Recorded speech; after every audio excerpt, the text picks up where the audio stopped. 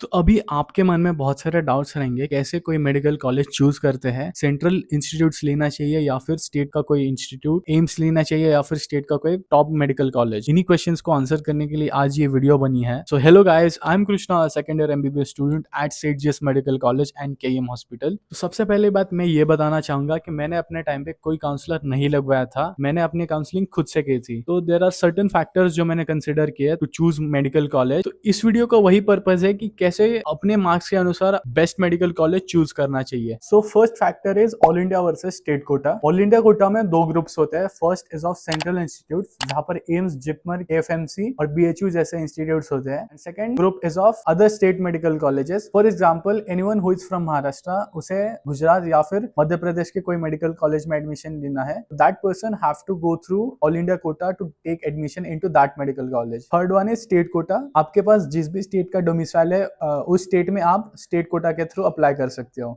Central institutes directly central government के अंदर आते हैं। इनके बहुत सारे फायदे होते हैं। फर्स्ट ऑफ ऑल, इनको बहुत सारी फंडिंग रिसीव होती है ताकि ये अपनी इंफ्रास्ट्रक्चर और बहुत सारे कॉलेज के चीजों में खर्च कर सकते हैं। सेकंड थिंग इज दैट इनमें कोई बॉन्ड नहीं होता। जिन लोगों को नहीं पता, एमबीबीएस के बाद आपको 1 या 2 साल डिपेंडिंग अपॉन स्टेट्स आपको सर्विस करनी होती है गवर्नमेंट के अंदर। और जिन लोगों को पीजी करनी होती है एमबीबीएस के बाद, उनके लिए bond is waste of 1 year and that's why many students choose central institutes because उनमें कोई बॉन्ड नहीं होता और इसके डायरेक्टली बाद वो पीजी कर सकते हैं। Third thing is that central institutes की फीस बहुत कम होती है। फॉर एग्जांपल महाराष्ट्र में फर्स्ट ईयर एमबीबीएस की फीस है 1.5 लाख, जो अगर आप कोई एम्स या फिर दिल्ली कॉलेज लेते हो तो 1 साल की fees it is just about 5,000 और even less. Third thing is that बहुत सारे colleges like BHU, JIPMER, AIIMS, AFMC, इनमें इंटरनल रिजर्वेशन होता है। इंटरनल रिजर्वेशन का मतलब होता है कि आप अगर एमबीबीएस उनसे पास आउट करते हो, वो कॉलेजेस आपको पीजी में प्रेफरेंस देते हैं अपने कॉलेज में। और सारे सेंट्रल इंस्टीट्यूट्स में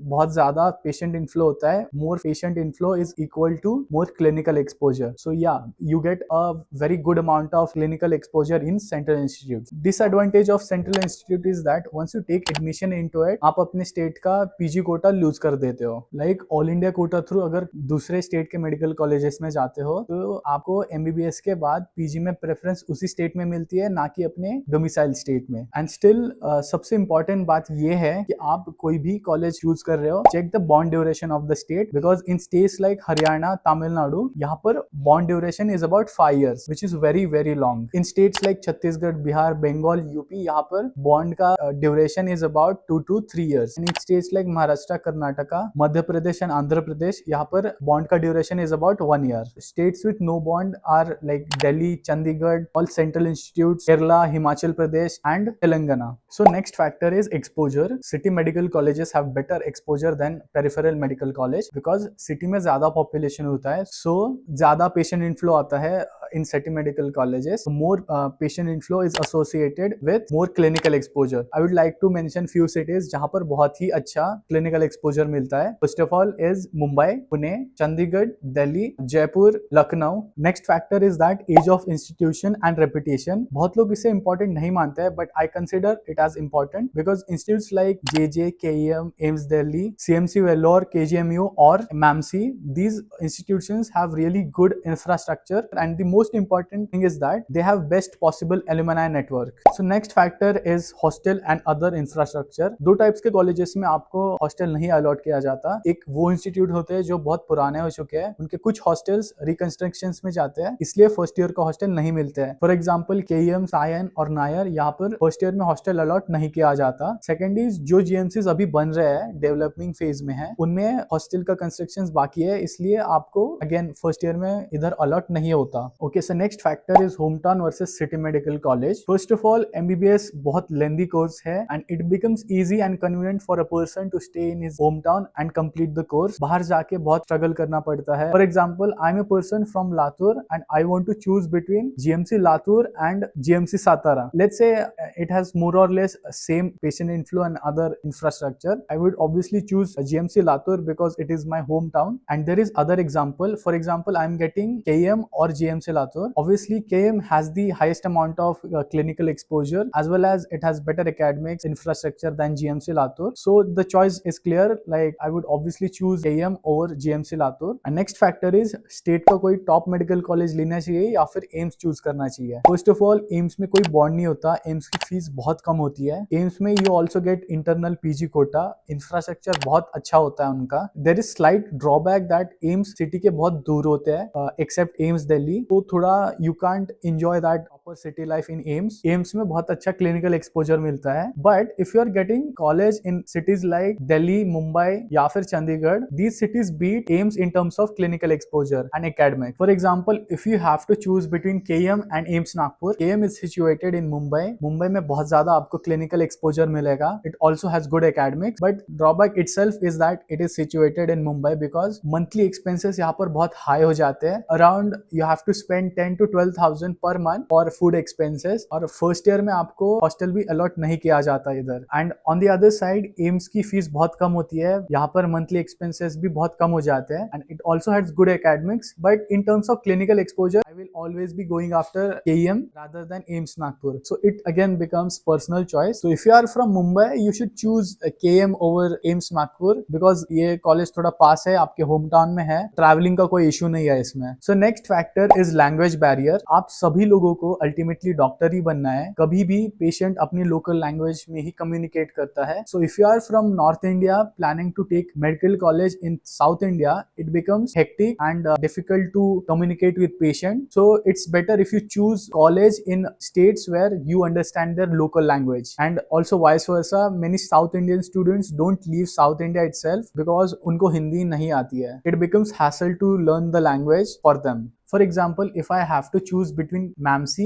and JIPMER and my home state is Delhi, I will always go after MAMC as it is near to my house and the language problem is eliminated. तो अब तक जो मैंने factors बताए, these are the most important ones to consider while choosing your medical college. And there are few factors which are not that important, but they do have some importance while choosing your medical college. So first is student to cadaver ratio. बहुत सारे peripheral medical colleges में cadavers की shortage होती है. I have seen in some colleges पूरे batch में एक ही cadaver दिया जा रहा है and they have to study on that cadaver. Normally in city medical colleges like KEM or JJ, यहाँ पर cadaver to student ratio is about 1:20. That means 20 people have one cadaver to study anatomy. Next factor is fest, cultural events and sports events. Most of the time MBBS के students ज्यादातर पढ़ाई में ही busy होते हैं, but साल में एक period आता है जब स्पोर्ट्स या फिर कल्चरल इवेंट्स होते हैं जो सारे बैचमेट्स या फिर कॉलेज को यूनाइट करता है. बहुत सारा फन होता है उसमें. कुछ कॉलेजेस में डीन फेस्ट बैन कर देते हैं, which I really feel bad about them. So check कर लेना कि उस कॉलेज में अभी भी फेस्ट हो रहे हैं या फिर नहीं. और नाराज मत होना अगर आपके कॉलेज में फेस्ट नहीं हो रहा है. You can also join AFMC या फिर एम्स दिल्ली का पल्स जो कल्चरल इवेंट है बहुत बड़ा होता है और यहाँ पर बहुत सारे मेडिकल कॉलेजेस के लोग आते हैं to enjoy their fest. And next factor is academics and research opportunities. जितने भी पुराने इंस्टीट्यूशंस होते हैं, they are really good at academic and research opportunities. So I would like to mention few of them. These include AIIMS Delhi, KEM, BJ Medical College, JJ, MAMC, CMC Vellore, Madras Medical College and GMC Chandigarh. And don't worry if you don't get into these institutes. Even if you get newer institutes or like peripheral institutes, वहाँ पर भी आजकल online coaching का penetration है. So you can use online learning platforms for your academics. So कुछ ऐसे भी factors है जो बहुत सारे students consider करते हैं but they are highly overrated I would say. For example, NIRF ranking बहुत सारी चीजों पे डिपेंड करती है. For example academics, number of specialities that hospital has and also other things. But I would say ये सारी चीजें ज्यादा पीजी में मैटर करती है ना कि MBBS में. तो इसमें MBBS का इतना इंपॉर्टेंस नहीं है. So all of this factors were based on my own experience. और स्टिल अभी भी आपको कोई डाउट है तो कमेंट सेक्शन आपका ही है. Write it down in comment section. I will respond to you as soon as possible. That's it for today. Good luck.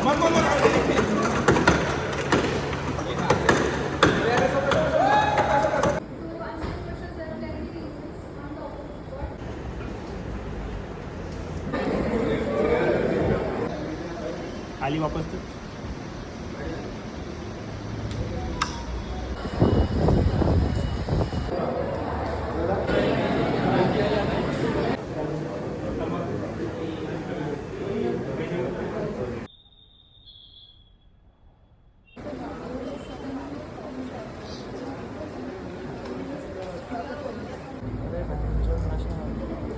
maintenance on 100 to 200, or you could repeat even oral, but oral doses are not. नहीं है, देख लिया भाई मैंने। देखते ही मैं good morning बोलने ही वाला था भाई।